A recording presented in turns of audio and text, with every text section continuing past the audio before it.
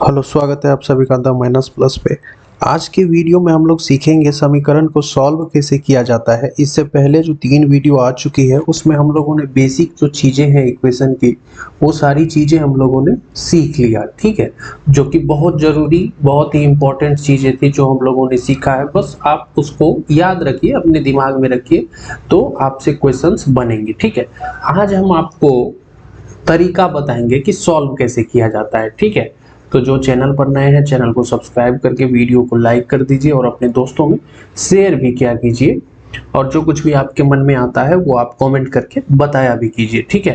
तो एक चीज शुरू करने से पहले हम आपको बता दें कि अगर आप बेसिक मैथ सीरीज राउंड 2 जो अभी चल रहा है, अगर आप इसे ज्वाइन करते हो तो आपको क्लास नोट्स मिल जाएंगे, डेली प्रैक्टिस के लिए प्रॉब्लम्स आपको दिया जाएगा, जो कि बहुत जरूरी है। मैथ में कॉन्सेप्ट आप समझ जाते हो जिस वक्त वीडियो देखते हो, ठीक है, लेकिन जब तक आप उस पर प्रैक्टिस नहीं करोगे तब तक वो 100% आपको समझ में नहीं आएगा, या समझ में आ भी गया तो आप भूल जाओगे, ठीक है। तो प्रैक्टिस बहुत ज्यादा इंपॉर्टेंट है मैथ के लिए। कोई भी चैप्टर हो, प्रैक्टिस मैथ में बहुत ज़्यादा इंपॉर्टेंट है, ठीक है। तो वो जो डीपीपी है उसका सॉल्यूशन भी आपको दिया जाएगा, और डॉट भी अगर आपको कोई आता है तो व्हाट्सएप पे पूछ सकते हो, और इसके अलावा टेस्ट भी अगर हम लेंगे वो भी आप दे सकते हो। तो ये सारे हैं पेड फैसिलिटीज। फी है इसके लिए 200 रुपीज ओनली, और ज्वाइन करने के लिए आपको डिस्क्रिप्शन में मिल जाएगा व्हाट्सएप नंबर, आप वहां से ज्वाइन कर सकते हो, ठीक है। ज्वाइन करने का वो तरीका है। आज हम सीखेंगे कि समीकरण को सॉल्व कैसे किया जाता है, हाउ टू सॉल्व इक्वेशन, ठीक है। तो एक चीज देख लीजिए जो इम्पोर्टेंट है वो हम आपको यहाँ पर बता देते हैं, क्योंकि इसमें भी कंफ्यूजन हो जाता है, और हम डॉट कमेंट बॉक्स में ये भी आ जाता है कि आपने ऐसा कैसे कर दिया। अगर ए को विभाजित करें b से, अगर a को डिवाइड करें b से, तो उसको a बटे b भी हम लिख सकते हैं। ऐसा लिखा जाता है a by B, a upon b, ठीक है। तो इस तरह लिखा रहे या इस तरह लिखा रहे, बात एक ही है। और a को अगर मल्टीप्लाई करते हैं b के साथ तो उसको ab लिखते हैं, a multiply with b is equal to ab, ठीक है। ये छोटी बात है, लेकिन यहाँ पर आप लोगों को कंफ्यूजन आ जाता है, सभी को नहीं, किसी किसी को, लेकिन कंफ्यूजन होती है, ठीक है। तो इसलिए मैंने इसको बता दिया, और आप लोगों से रिक्वेस्ट है कि वीडियो को लाइक कर दिया कीजिए प्लीज, और अपने दोस्तों में शेयर भी किया कीजिए। जो कुछ भी मन में आता है वो कमेंट किया कीजिए, और अभी तक सब्सक्राइब नहीं किया है तो सब्सक्राइब कर दीजिए चैनल को, ठीक है। चलिए शुरू करते हैं। सबसे पहले देखिए, हम आपको बता चुके हैं कि समीकरण में क्या होता है। समीकरण में क्या होता है, LHS होता है, RHS होता है। LHS और RHS का फुल फॉर्म पता है आप लोगों को कि नहीं पता है? अगर आपने पहली वीडियो देखी होगी तो आप लोगों को पता होगा। आप कमेंट करके बताइए कि LHS को क्या कहते हैं और RHS को क्या कहते हैं, ठीक है। अगर पता है तो ये कमेंट में बताइए। और बीच में इक्वल का साइन होता है, इक्वल का साइन होता है, ठीक है, बराबर का चिन्ह होता है। अब एक चीज देखिए, जब हम सॉल्व करने लगेंगे समीकरण को तो होगा क्या, देखिए, जब हम समीकरण को सॉल्व करना स्टार्ट करेंगे तो होगा क्या, देखिए ये समीकरण है, तो इसमें ये जो है ये चर है, वेरिएबल है, ये कांस्टेंट है, अचर है, ये भी कांस्टेंट है, अचर है, ठीक है। 10 कांस्टेंट है, 4 भी कांस्टेंट है, और ये जो x है ये वेरिएबल है, मतलब चर है। तो समीकरण सॉल्व करने का जो तरीका है, मतलब सॉल्व कहाँ से शुरू कैसे करोगे आप, मतलब शुरू कैसे करोगे सॉल्व करना, समझ रहे हो मेरी बात।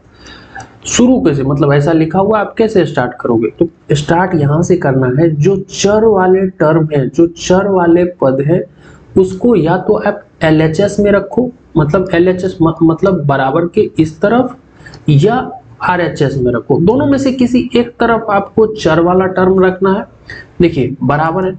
एक तरफ आपको वेरिएबल्स रखने हैं, ठीक है, और एक तरफ आपको कांस्टेंट रखना है।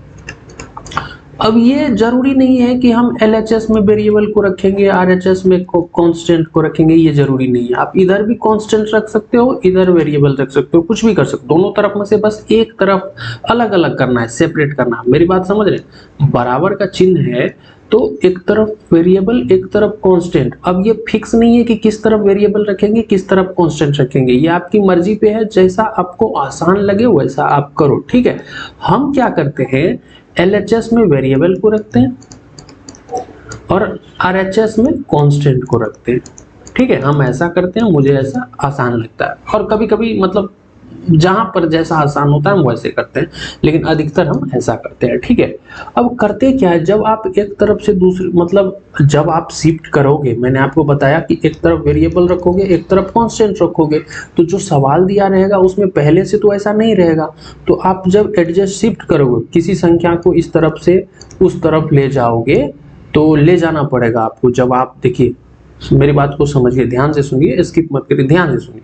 अगर आप सेपरेट करोगे तो पहले से तो मिक्स है, मतलब वेरिएबल भी है, कांस्टेंट भी है, इस तरफ भी वेरिएबल कांस्टेंट है।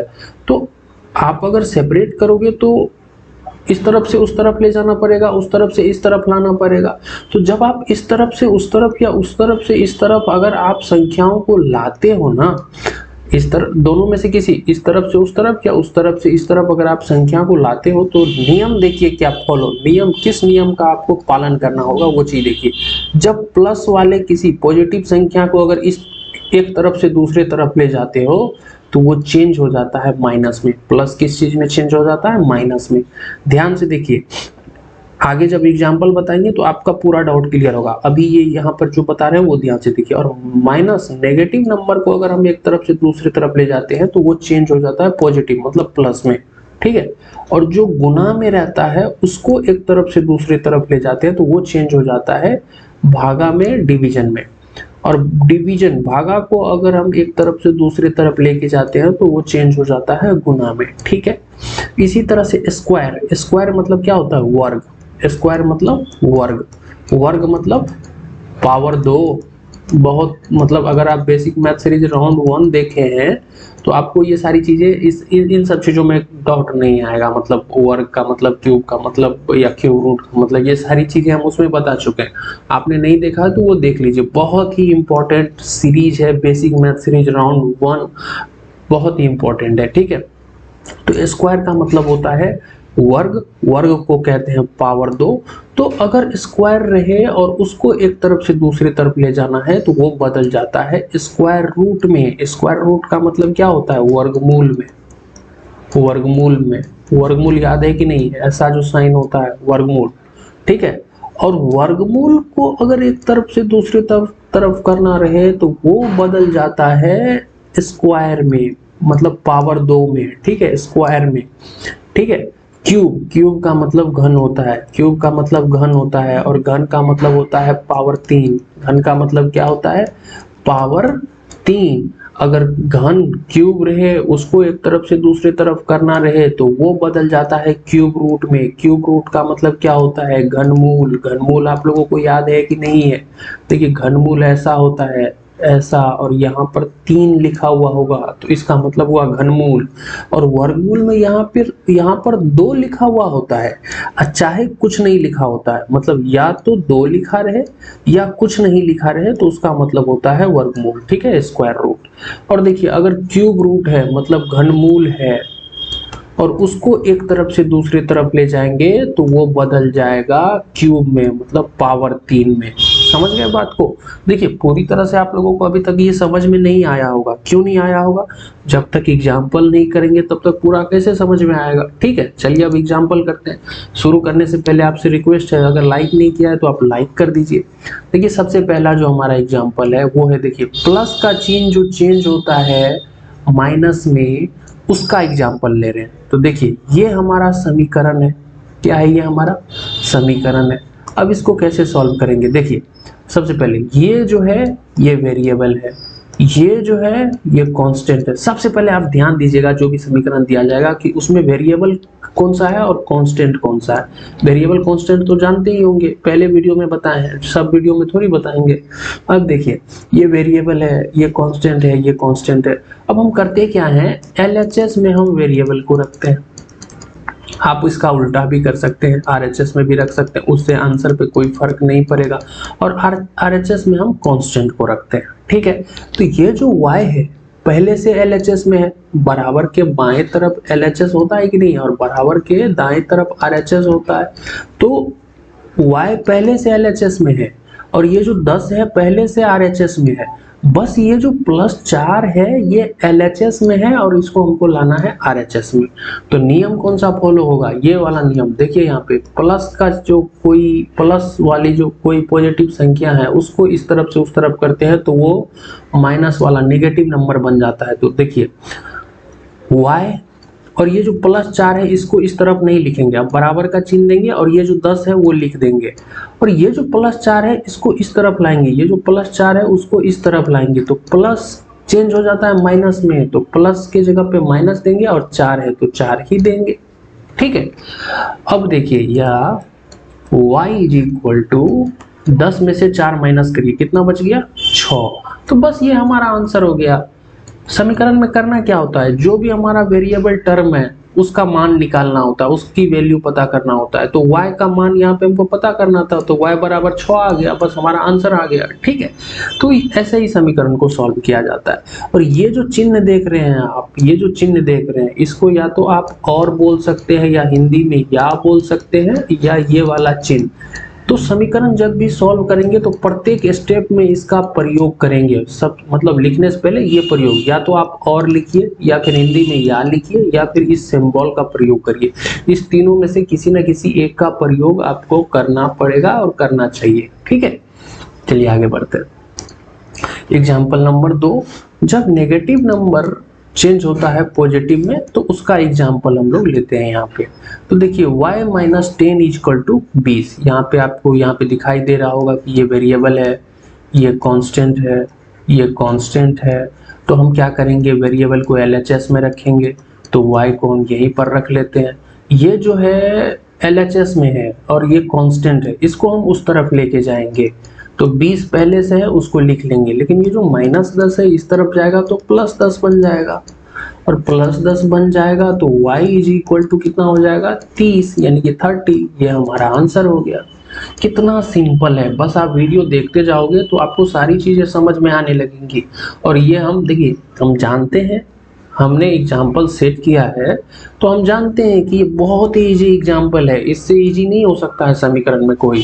और ऐसे ऐसे सवाल आपको मिलेंगे भी नहीं कहीं बनाने को, आपको जो मिलेंगे वो टफ होगा, लेकिन आप सीढ़ी स्टेप बाय स्टेप ही चढ़ोगे ना। तो धीरे धीरे हम कर रहे हैं। सबसे पहले हम आपको देखिए, अगर आप फर्स्ट वीडियो से देख रहे होंगे तो आपको समझ में आ रहा होगा कि एक एक चीज, प्रत्येक चीज हम लेके चल रहे हैं, कोई छोटी ऐसी बात नहीं है जो मैंने छोड़ दिया हो। अब देखिए, हो सकता था कि हम ये चीज, ये कितनी छोटी बात है, ये जो मैंने बताया ये कितनी छोटी बात है, मतलब ये कोई बताता भी नहीं है, मतलब ये ऐसा होता है कि आपको पता होना ही चाहिए। ठीक है, लेकिन फिर भी मैंने बताया, खोज के लाया कि कहीं अगर आपको इसमें समस्या ना हो। ठीक है, तो अब देखिए यहाँ पर ये 30 आंसर हो गया हमारा। ठीक है, अब अगला देखिए तीसरा, अगर कोई गुना में है और वो चेंज किस चीज में हो जाता है, भागा में, मतलब कोई मल्टीपल में है तो वो डिवीजन में चेंज हो जाता है।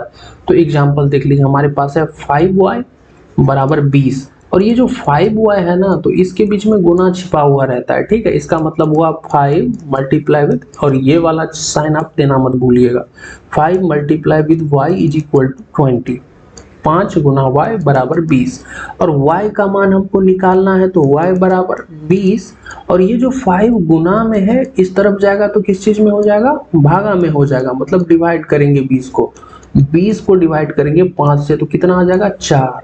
y बराबर कितना आ गया हमारे पास 4। तो ये हमारा आंसर हो गया।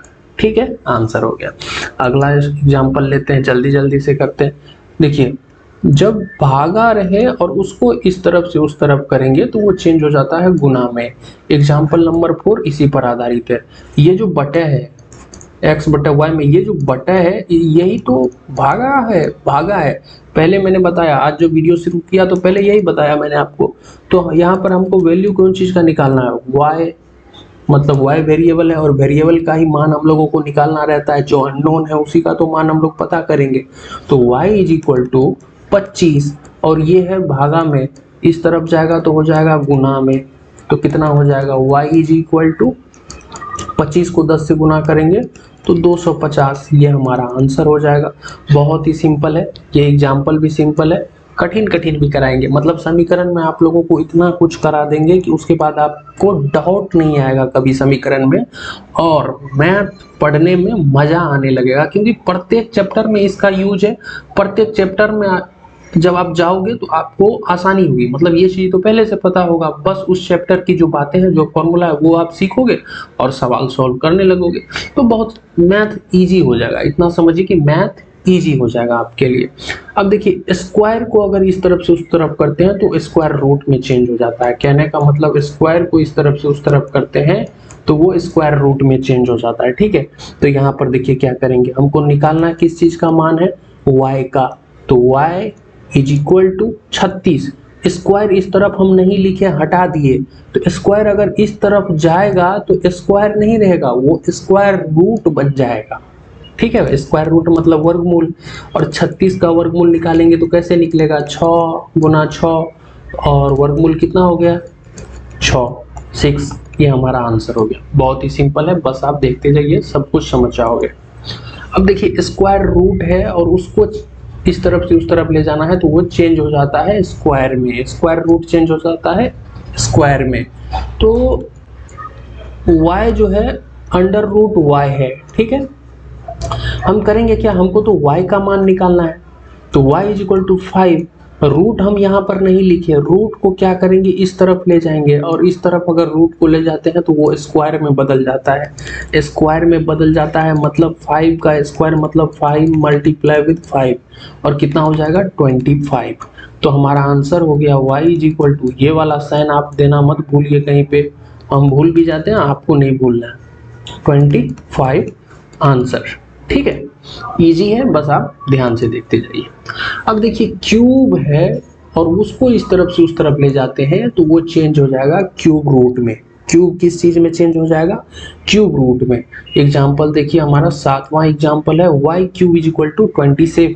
हमको वैल्यू किस चीज का पता करना है, y का, और इस तरफ क्या है 27। ये जो क्यूब है हमने यहाँ पर नहीं लिखा, और नहीं लिखा मतलब इस क्यूब को हम इस तरफ लेके जाएंगे, और क्यूब अगर इस तरफ से उस तरफ जाता है तो वो बदल जाता है क्यूब रूट में। क्यूब रूट का सिंबल होता है ऐसे, और यहाँ पर 3 देना मत भूलिएगा अगर क्यूब रूट है तो। अगर आप यहाँ पर 3 नहीं दोगे तो वो स्क्वायर रूट हो जाएगा। क्यूब रूट है तो 3 आपको नेसेसरी है कि आप देना ही पड़ेगा आपको। घनमूल है, घनमूल तो हम बेसिक मैथ सीरीज राउंड 1 में बता चुके हैं, और घनमूल निकालते कैसे हैं वो भी हम आपको बता चुके हैं। तो समीकरण में वो सारी चीजें तो नहीं बताएंगे। 27 को लिख सकते हैं 3 मल्टीप्लाई विथ 3 मल्टीप्लाई विथ 3, और 3 जोड़ा 3 का जोड़ा लगाते हैं और उसमें से एक बाहर कर लेते हैं, वही हो जाता है घनमूल। सिंपल समझिए अभी, तो 3 है, उसमें से एक 3 बाहर निकल जाएगा, वो हमारा आंसर हो गया। ये घनमूल की बातें हैं, समीकरण की जो बातें हैं वो पूरा विस्तार से हम लोग कर रहे हैं, ठीक है। अगला एग्जाम्पल ले लेते हैं। क्यूब रूट है और वो इस तरफ से उस तरफ जाएगा तो वो क्यूब में बदल जाता है। ये जो देखिए ये रूट है और यहाँ पर 3 है, तो मतलब हो गया क्यूब रूट। अब हमको वैल्यू किस चीज का पता करना है, y का, तो y इज इक्वल टू 4। अब ये जो क्यूब रूट है उसको इस तरफ लाएंगे तो वो किस चीज में बदल जाएगा, क्यूब रूट बदल जाता है क्यूब में, मतलब पावर 3 बन जाता है अगर एक तरफ से दूसरे तरफ जाता है। तो y इज इक्वल टू 4 का पावर 3, 4 का पावर 3 मतलब 4 गुना 4 गुना 4, और 4 को 3 बार गुना करेंगे मतलब 4 गुना 4 16, 16 गुना 4 बराबर 64, 64। तो y इज इक्वल टू कितना हो गया 64। ये हमारा आंसर हो गया, ठीक है। कितना आसान है, बस आप ध्यान से देखोगे तो चीजें समझ में आएंगी।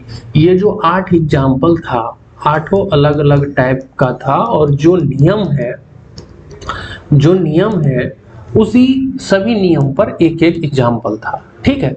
तो एक चीज ध्यान से देखिए, प्लस अगर एक तरफ से दूसरी तरफ जाता है तो माइनस, माइनस बदल जाता है प्लस में, मतलब एक दूसरे का उल्टा है, याद रखने में कोई समस्या नहीं। गुना बदल जाता है भागा में तो भागा बदल जाता है गुना में, स्क्वायर बदल जाता है स्क्वायर रूट में तो स्क्वायर रूट बदल जाता है स्क्वायर में, क्यूब बदल जाता है क्यूब रूट में तो क्यूब रूट बदल जाता है क्यूब में। एक दूसरे का उल्टा है, आपको कोई समस्या नहीं आएगी इसको याद रखने में, आप आसानी से याद रख सकते हो, ठीक है। आप आसानी से याद रख सकते हो, बशर्ते आप ध्यान से अगर वीडियो को देखते हो तो कोई समस्या नहीं आएगी। और समीकरण एक बार सीख गए आप तो सारे चैप्टर में आपको मजा आने लगेगा, ठीक है, ये गारंटी है हमारी। बस आप मेरे सपोर्ट के लिए बस वीडियो को लाइक कर दीजिए, दोस्तों में शेयर भी किया कीजिए, जो कुछ भी आपके मन में आता है कमेंट किया कीजिए और सब्सक्राइब कर लीजिए अगर नहीं किया आपने अभी तक तो। और जो कोई ज्वाइन करना चाहते हैं उसके लिए व्हाट्सअप नंबर डिस्क्रिप्शन में है, व्हाट्सएप पर आओगे तो आपको सारा डिटेल्स भेज दिया जाएगा। फी है 200 रुपीज़ और आपको जो फैसिलिटीज मिलती है वो है class notes, DPP, solution of DPP, doubt session और टेस्ट। ठीक है, चलिए मिलते हैं अगले वीडियो में, तब तक के लिए टेक केयर।